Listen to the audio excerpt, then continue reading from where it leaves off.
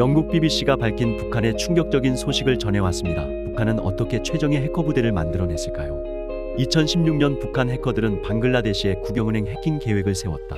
10억 달러 규모였다. 계획은 간발의 차이로 실현되지 못했다. 영국 탐사 전문 기자 제프 화이트와 미국 우드로 윌슨 센터 연구원 진 리에 따르면 8,100만 달러가 이들 손에 넘어갔을 뿐 나머지 금액은 운 좋게 중간에서 이체가 맡겼다. 세계 최빈국 중 하나이자 가장 고립된 나라이기도 한 북한은 어떻게 이런 엘리트 사이버 범죄자 집단을 훈련시킬 수 있었을까? 시작은 고장난 프린터 한 대였다.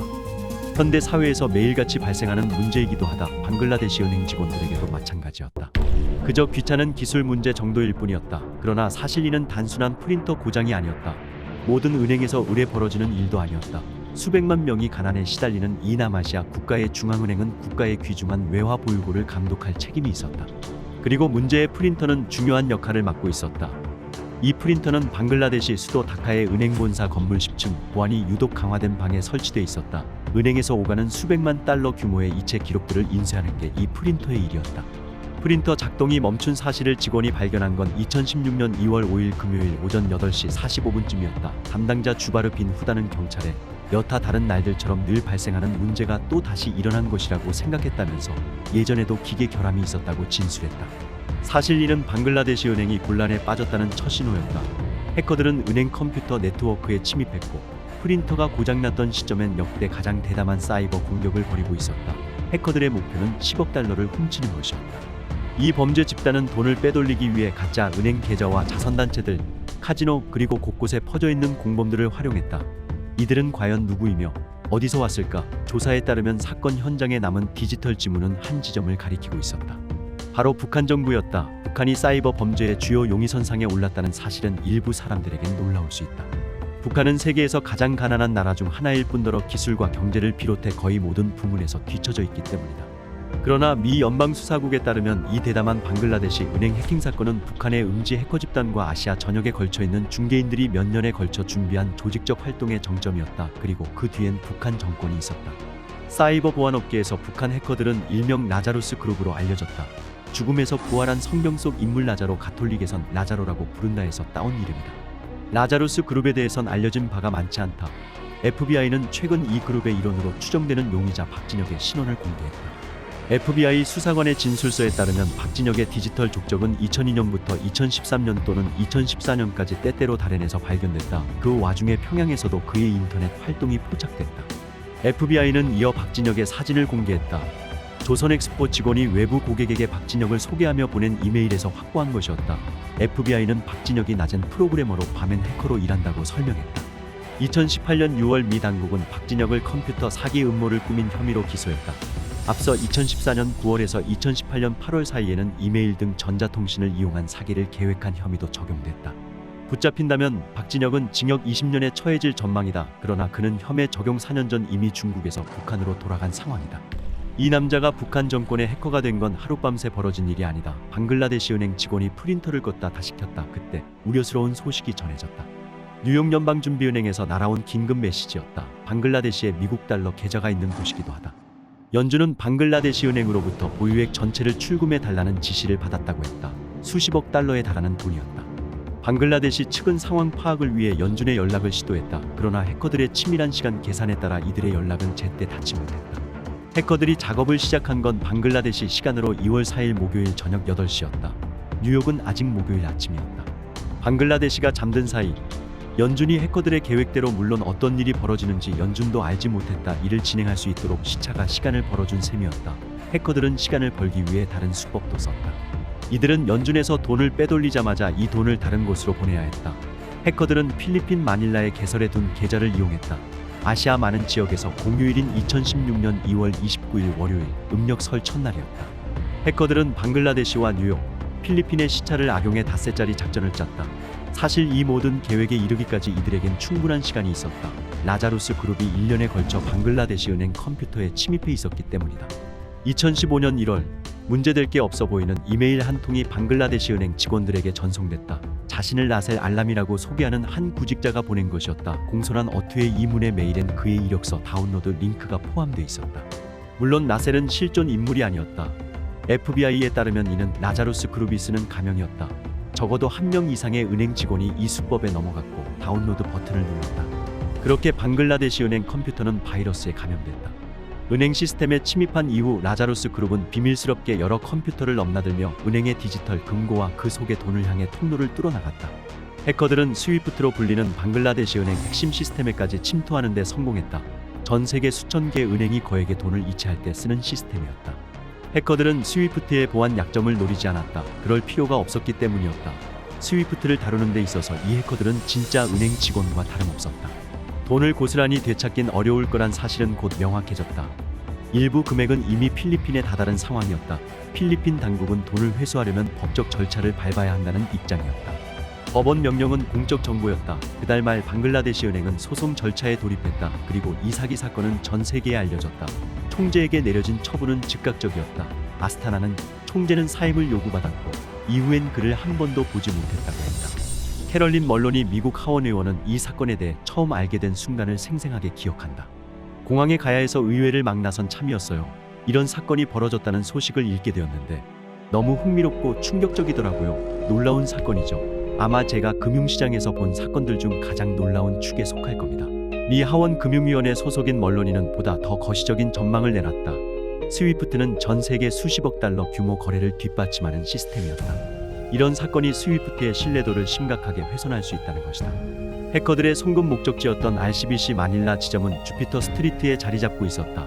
마닐라엔 은행 수백 곳이 있었지만 해커들은 이곳을 골랐다. 그리고 결과적으로 이들은 이 결정으로 수억 달러의 손실을 봤다. 멀로니는 거래는 연준 단계에서부터 막혔다면서 소지에 쓰인 주피터라는 단어가 제재 대상인 이란 선박의 이름과 같았던 게 문제였다고 했다. 이 단어 하나가 연준의 자동 컴퓨터 시스템에 경보를 울렸다. 이체 요청은 재검토 절차로 넘겨졌고 대부분 중단됐다. 하지만 모든 이체가 막힌 건 아니었다. 5건이 이 문턱을 넘어 성공적으로 이체됐는데 총 1억 100만 달러 규모였다. 그중 2천만 달러는 스리랑카 자선단체 샬리카 재단으로 넘어갔다. 해커들의 공모 조직 중 하나로 훔친 돈의 통로 역할을 할 곳이었다. 재단 설립자 샬리카 페레라는 이후 적법한 기부라고 생각했다고 해명했다. 그러나 이 대목에서도 작은 디테일 하나가 해커들의 발목을 잡았다. 영어 단어 재단의 철자를 펀데이션으로 쓴 게 한 직원의 눈에 포착된 것이었다. 결과적으로 해커들 손에 들어간 건 8,100만 달러였다. 해커들이 당초 목표한 금액엔 미치지 못했지만 인구 5명 중 1명꼴로 가난 기준보다 더 낮은 수준의 생활을 하는 방글라데시엔 상당한 타격을 줄 수 있는 돈이었다. 방글라데시 은행이 돈을 회수하기 위한 작업에 돌입할 때쯤 해커들은 이미 이들의 손이 미치지 못하는 곳까지 도망친 상황이었다. 2월 5일 금요일 RCBC 주피터 스트리트 지점에서 계좌 4개의 휴면 상태가 해제됐다. 돈은 계좌를 넘나들었고 환전 업체로도 넘어갔다. 돈은 현지 화폐로 바뀌어 다시 은행 계좌로 들어갔다. 일부는 현금으로 인출되기도 했다. 돈 세탁 전문가들의 눈에 이 같은 과정은 너무나도 예상 가능한 것이었다. 무엇보다도 가장 눈길을 끄는 건 광활히 펼쳐진 카지노 공간이었다.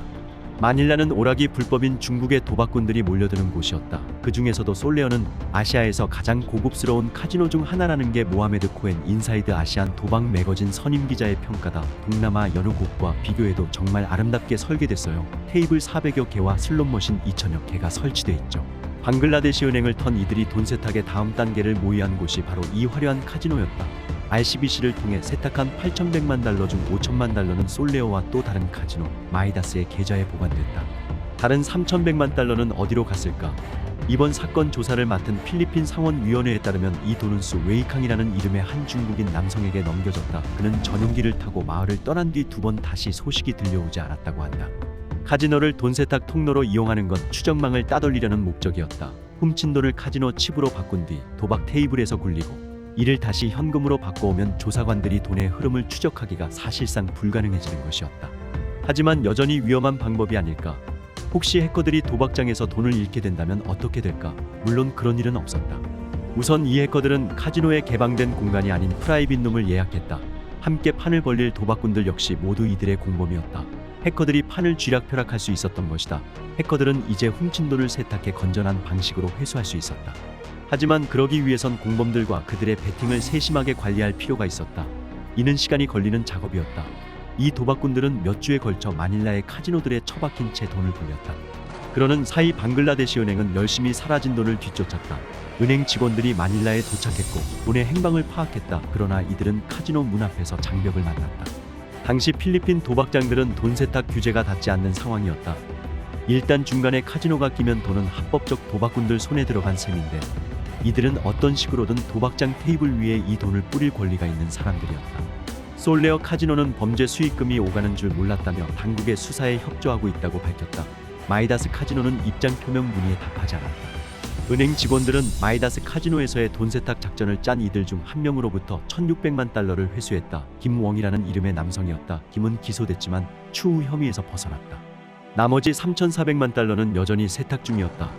조사관들에 따르면 그 다음 단계는 한층 더 북한에 가까워지는 길이었다. 1987년 대한항공 폭파 사건 당시 북한 간첩이 훈련받았던 곳도 마카오였다. 당시 공격으로 115명이 숨졌다.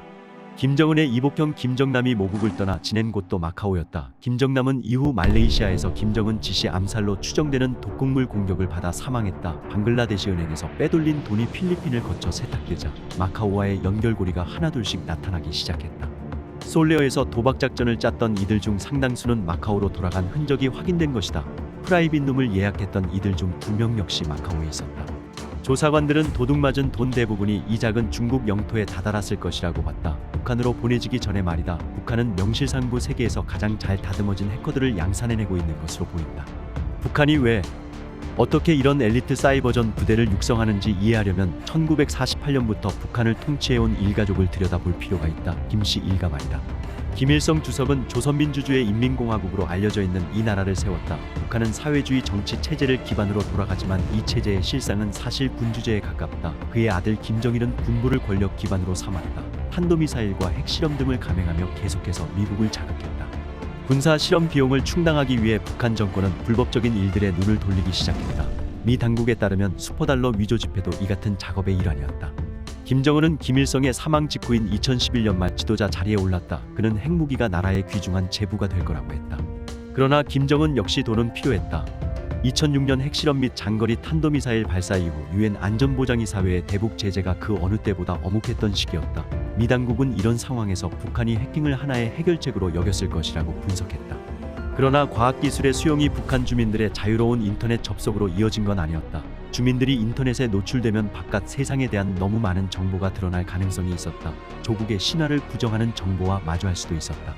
컴퓨터 해킹, 국제적 돈 세탁, 면밀하게 설계된 가상화폐 강탈까지 북한이 받고 있는 혐의들이 모두 사실이라면 많은 이들은 북한의 기술적 능력과 위험을 과소평가하고 있는 셈이다.